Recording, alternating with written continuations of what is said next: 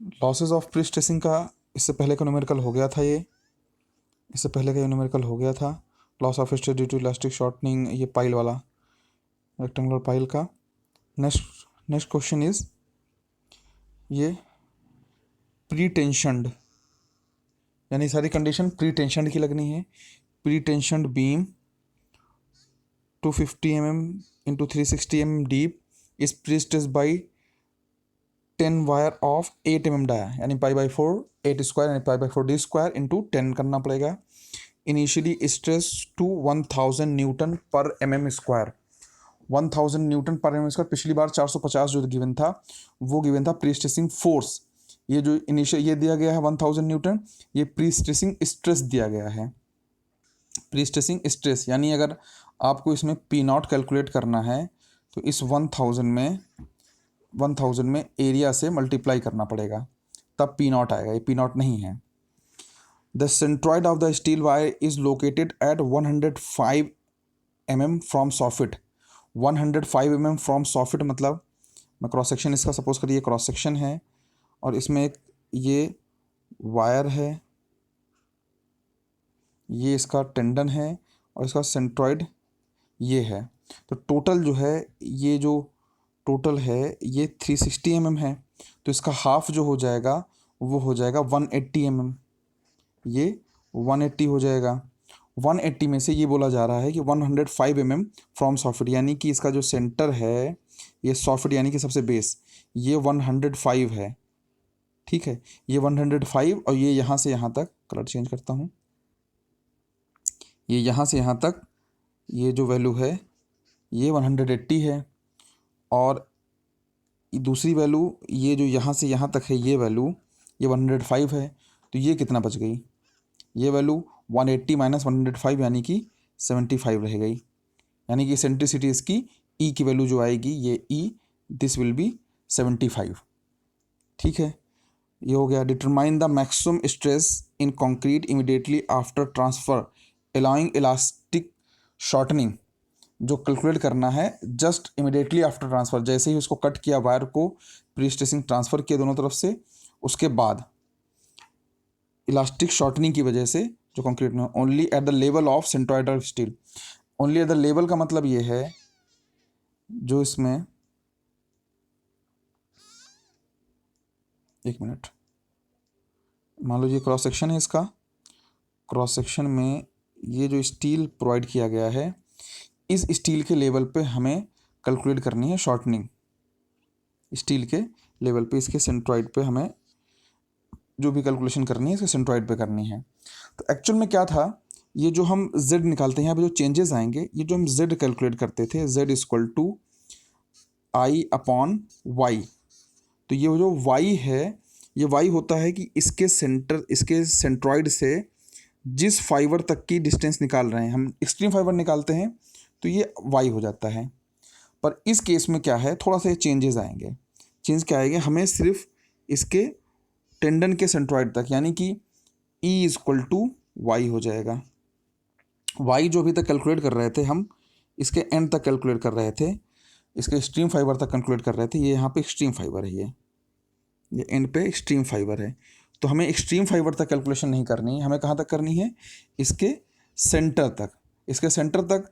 तो ये जो यहाँ से लेकर यहाँ तक इसका जो होगा ये रखा जाएगा अब y, एक्सट्रीम फाइबर नहीं रखा जाएगा, और यही y मतलब ये E की वैल्यू है, y इक्वल टू E है, यानी इस डिस्टेंस पे हमें इसके लेवल ऑफ टेंडन पर करना है, और level of centroidal steel, centroid of the steel. ठीक है, अब ये इतना तो कैलकुलेट कर लेंगे एक बार, इतना कैलकुलेशन हो जाएगी। इस कैलकुलेशन के बाद जो है, इस कैलकुलेशन के बाद और आगे इसमें बोला जा रहा है, if however the concrete is subjected to the additional shortening due to creep, यानी creep and shrinkage, steel subjected to a relaxation 5%, find the percent loss of stress in the steel wire. यानी कि पहले जो elastic shortening हो जाएगी, उसके बाद जो एडिशनल इसमें है उसके बाद जो है कैलकुलेट करना है, उस शॉर्टनिंग के बाद। तो इसमें डेटा जो गिवन है, इसमें modulus of elasticity of steel, modulus of elasticity of steel, modulus of elasticity of concrete, creep coefficient, total residual shrinkage strain, shrinkage strain, residual shrinkage strain यानी कि श्रिंकेज स्ट्रेन ESH 3 × 10⁻⁴, ये सारी चीज़ें given है। तो भाई सबसे पहले क्या करना है, हमें कैलकुलेट करना है आपका जो स्ट्रेस इन कंक्रीट यानी FC कैलकुलेट करना है। FC कैलकुलेट करना है। FC कैलकुलेट करने के लिए पिछली बार क्या किया था, P/एरिया ऑफ कंक्रीट कर दिया था, सिंपल था, सीधा सीधा। मगर इस बार ऐसा नहीं होगा, क्यों? क्योंकि इसमें एसेंट्रिसिटी गिवन है, जो 75 mm हमने कैलकुलेट किया, अभी निकाली वो। तो इसमें क्या होगा, P/A और PE/Z दोनों लगेगा। P/A और PE/Z प्लस माइनस जो भी होगा वो हम देख लेंगे। इस तरह से कंक्रीट का FC निकलेगा, इस तरह से, जिससे पहले आपने एनालिसिस किया है। तो चलते हैं इसमें कैलकुलेशन के लिए। Area of the beam multiply कर लिया, सीधा निकाल लिया, इसमें कुछ भी एक्स्ट्रा नहीं है। मोमेंट ऑफ इनर्शिया I और Z दोनों निकाल रहे हैं, क्यों अभी बताता हूँ मैं, क्योंकि हमें यूज़ यहाँ पे I करना पड़ेगा। I BD³/12, BD³/12 ये वैल्यू आ जाएगी, ठीक है। Z BD²/6, BD²/6 सॉल्व कर लिया, BD³/12 सॉल्व कर लिया, ये सारी चीज़ें सॉल्व होकर आ जाएंगी, ठीक है। एरिया ऑफ स्टील वही π/4d² इंटू 10 वायर्स यूज हो रहे हैं तो 502 आ गई इसकी area of steel. Initial prestressing force prestress into area, क्योंकि प्रीस्ट्रेसिंग फोर्स तो निकालना ऐसे निकलेगा।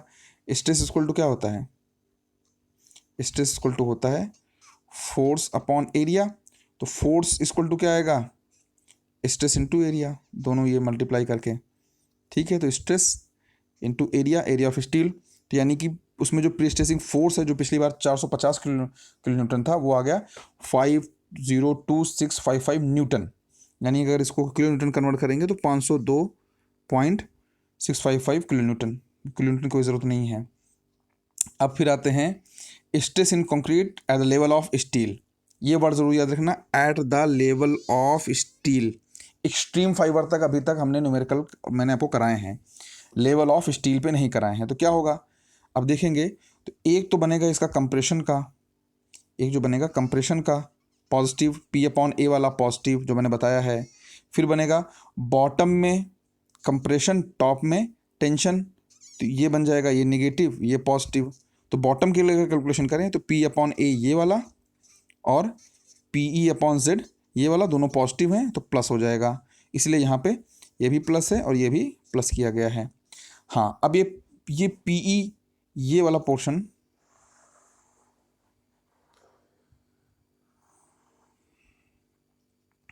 ये पोर्शन इसमें कैसे कन्वर्ट हुआ, ये थोड़ा सोचने वाली बात है। देखें, इतना तो अलग रखें अभी आप, या अपने PE/Z पढ़ा था, PEY/I और E² कर दिया गया, ये कैसे हुआ, इसको समझने वाला थोड़ा चीज़ है। इसके लिए देखो, P/A तो आपका पहले से क्लियर है, P/A ये कुछ नहीं होता तो P/A करते ही हैं, ठीक है। अभी मैंने बताया था कि जब आप एक्सट्रीम फाइबर के लिए कैलकुलेशन करते हैं, जब इसमें मैं लेके चल रहा हूँ, इसका सेंट्रोइड मान लो यहाँ से है,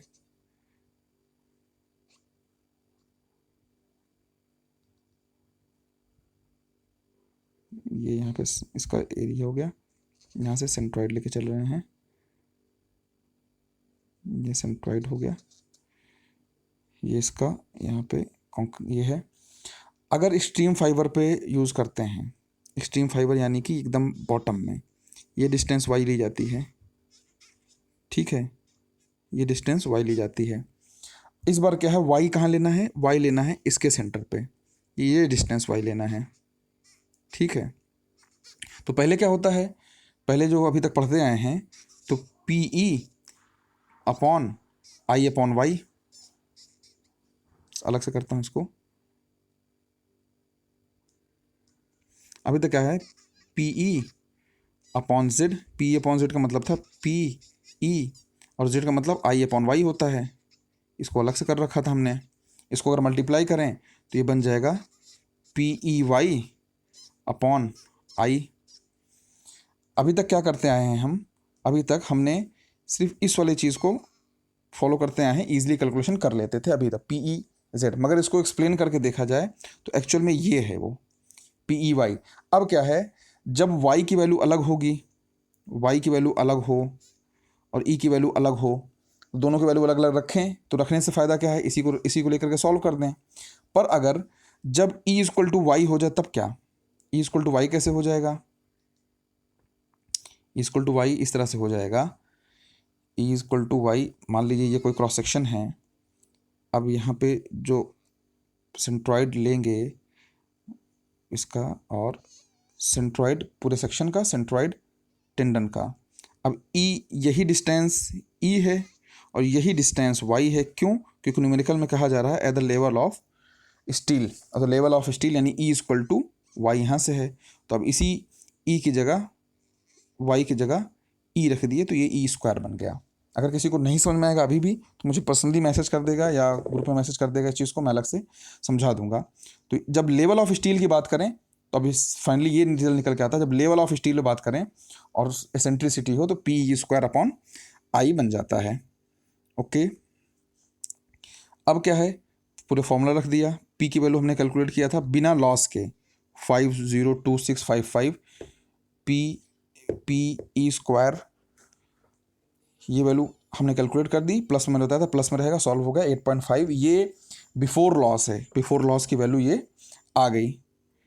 अब क्या होगा, बिफोर लॉस का हमें स्ट्रेस पता चल गया, क्या आया ये आ गया FC, ये आ गया FC की वैल्यू आ गई है। अब इस FC से हम कैलकुलेट क्या करेंगे, MFC, M यहाँ कैलकुलेट किया, ES अपॉन EC, वो 5.7 आ गया, ES अपॉन EC।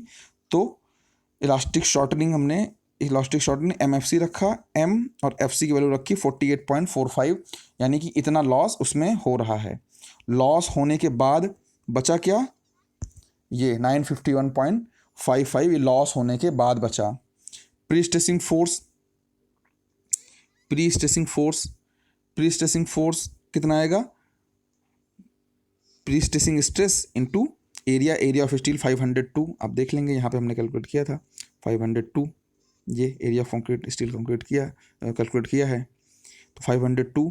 तो ये क्या बन जाएगा, प्री स्ट्रेसिंग फोर्स, यहाँ पे ये कैलकुलेशन होकर के आ जाएगा। ये pre stressing force after loss है, ये जो 520,006 थे बिफोर लॉस था, ये बिफोर लॉस था। अब ये आफ्टर लॉस वाला है, ठीक है, क्योंकि बोला जा रहा है कि इन एडिशन, जो क्वेश्चन है वही है in addition, concrete in addition, यानी कि एडिशन में है ये इलास्टिक शॉर्टनिंग के बाद। तो इलास्टिक शॉर्टनिंग कैलकुलेट कर लिया हमने, इलास्टिक शॉर्टनिंग के बाद प्री स्ट्रेसिंग, अब प्री स्ट्रेसिंग फोर्स भी कैलकुलेट कर लिया। अब प्री स्ट्रेसिंग फोर्स तो हमें हमारा आ गया लॉस के बाद, पर अब इस लॉस के बाद कंक्रीट की वैल्यू में क्या डिफरेंस आएगा ये हमें नहीं पता, क्योंकि इससे पहले जो वैल्यू कैलकुलेट किए थे वो हम बिना लॉस वाली कैलकुलेट किए थे। ये जो आया था 5.7 आया था, ये विदाउट लॉस था।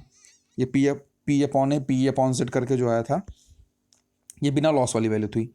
लॉस के बाद क्या वैल्यू होगी, सॉरी 8.5 जो वैल्यू आई थी ये बिना लॉस वाली वैल्यू थी। लॉस के बाद फिर से वही काम, पी स्क्वायर अपॉन आई, फिर से ही पूरी वैल्यू रखी। इस बार पी की जगह लॉस के बाद जो हमें वैल्यू मिली है पी की उसको रखेंगे, ये 478296 वाला।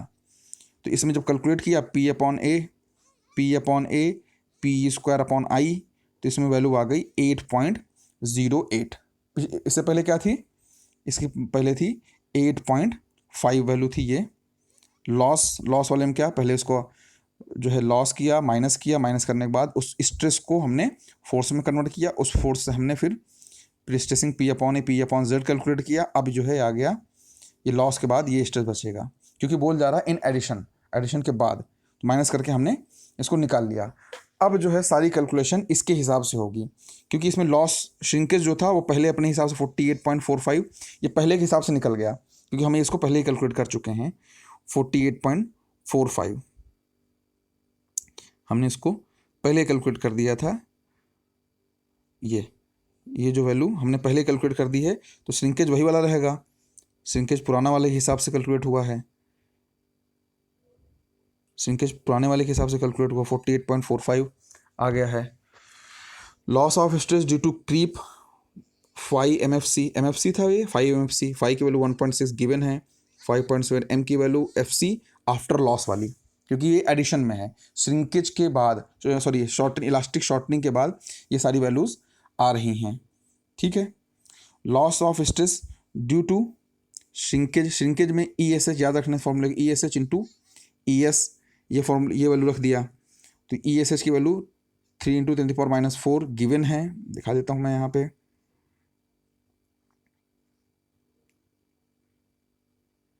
ये श्रिंकेज की वैल्यू गिवन है 3 × 10⁻⁴,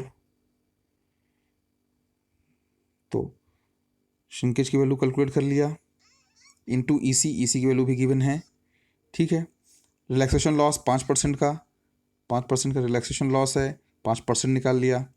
ठीक है, 5% आएगा 50 न्यूटन। अब क्या हुआ, इसको सबको जोड़ेंगे, सारा जो है ये यहाँ पे ये सबको जोड़ेंगे, सबको जोड़ करके आ जाएगा 235 का। अब इनिशियल वाले से ये स्ट्रेस है तो इनिशियल वाले से परसेंट निकाल दिया, आ गया 23.51%। ठीक है, अब इसके बाद अगला न्यूमेरिकल अगले वीडियो में।